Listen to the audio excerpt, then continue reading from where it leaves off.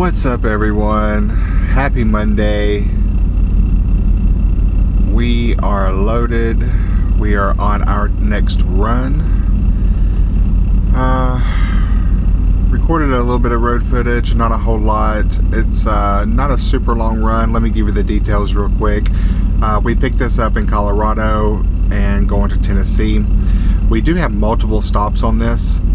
So we picked up in Colorado. Our first stop was in Memphis, Tennessee. Then we actually have to go to a safe haven, then which is where we're at right now. And then tomorrow we have 2 drops in the Nashville area. Speaking of safe havens, Secure One, I actually had someone leave a comment on one of my previous videos asking what Secure One was. So I thought I would explain that real quick. Basically, anytime the customer requires extra security on a load, or if the load is above a certain value, then FedEx automatically puts security on it. They call that Secure One. One of the things we have to do is stay with the truck at all times. Either me or Don always has to be with the truck. And we have to drive 200 miles after leaving the shipper. The reason you do that is because research has shown that I think it's roughly 90% of all hijackings happen within the first 200 miles of leaving the shipper. So that is why we have to drive 200 miles without stopping. Then after that, if we do stop, we actually have to send messages to dispatch, let them know where we're stopping, why we're stopping, how long we're stopping, and then when we're back on the road, we have to send another message saying that we're moving again. So that is all on Secure One. There's a higher level security that FedEx offers as well. They call that Secure 2. Basically, that has all the same requirements. The extra thing that you have to do on that is instead of just sending messages over the C-Link, you actually have to call in and talk to our Secure Comm department. So whenever you stop to get fuel or restroom or anything like that, you actually have to call in, tell them where you're at, talk to them. A lot of times you'll get a code from the shipper that you have to provide to dispatch, and dispatch actually relays that information back to the customer.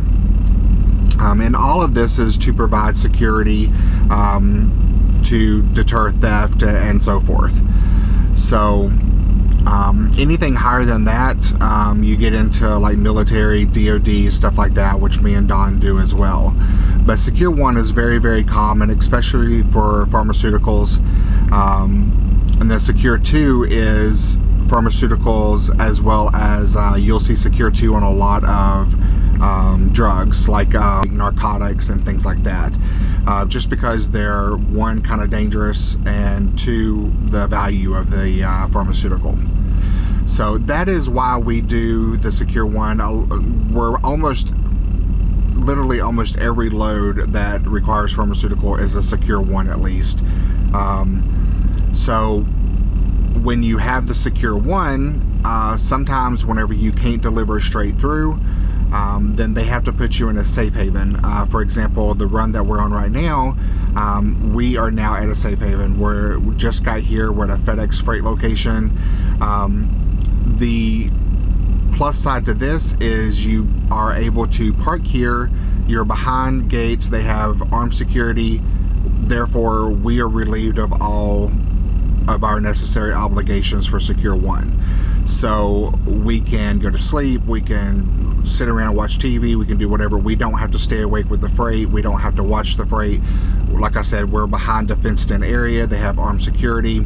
We don't have to worry about, anything as long as we're inside here. So whenever you have a long time in between your deliveries, then they usually will provide you with a safe haven that you can park at, so that way you don't have to sit up all night with the freight and so forth. Any other time, if you're not in a safe haven, then yes, on Secure One, usually Don does the night shift. So if he arrives, 5-6 hours early to a delivery, then he has to sit up with the freight and make sure no one comes up to the truck, the freight's okay, and so forth.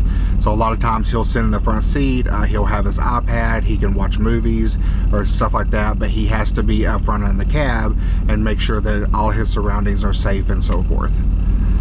So hope that helped answer your question. Any of y'all that were wondering exactly what Secure One is, this run that we picked up, like I said earlier, it was Colorado out to Tennessee.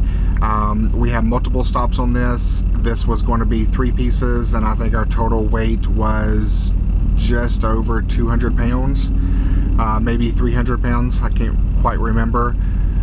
So we've already made 1 drop. We are now at a safe haven because our next 2 drops don't deliver till in the morning. Receiving is already closed, so we have to sit at a safe haven overnight, and then we will drop those in the morning. And we are already pre-dispatched, so as long as that run holds true and doesn't cancel or anything like that, then we will head towards that after we make our 2 drops tomorrow. And it has actually taken us right by our house, and we don't pick up till Friday. So that is a big plus. We are going to hopefully swing by our house, get our mail, maybe spend the night there, and take a shower without wearing shower shoes and so forth, and sleep in our own bed just for 1 night, and then get up the next day, drive on down to our next pickup for Friday. So we'll see how that goes. I'm not making too many plans right now, but hopefully all of that holds true and we can go by the house and just have at least a total of 1 day, probably 24 hours to shower and sleep in our own bed and enjoy a little bit of sitting in the recliner. And yeah, so we'll just see how that goes. But other than that, you know, our drive was pretty smooth. We did a lot of driving yesterday. Don drove last night. We did make 1 drop this morning. We had probably a little over 200 miles to go to the safe haven, and then, like I said, we've got 2 drops in the morning, and then we've got just a little over 200 miles to go to the house. So I think for the rest of this evening, I am going to go back there. I think Don just woke up. He's been sleeping a little bit today, and we'll probably watch a little bit of TV and maybe just hang out and relax, play a little bit of Nintendo Switch, and then get up bright and early in the morning. Our drops in the morning are super early. I think our first one's at 7 a.m. So we'll be getting up for that. And yeah, everything else is going according to plan. So I will catch up with you guys a little bit later and update you on the next stop.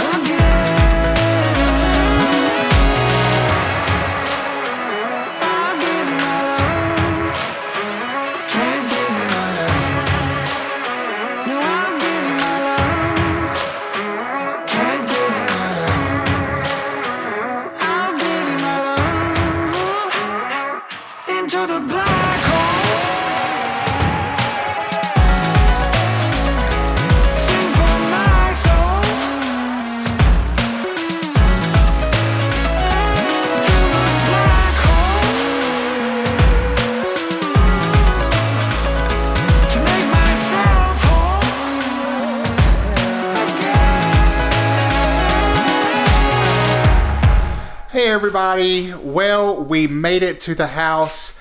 Got to spend a lovely, roughly 24 hours here, sleeping on bed and enjoy a nice hot shower. House is actually destroyed right now. We had a bunch of stuff delivered here that we just picked up. But always nice to get to come home whenever we can.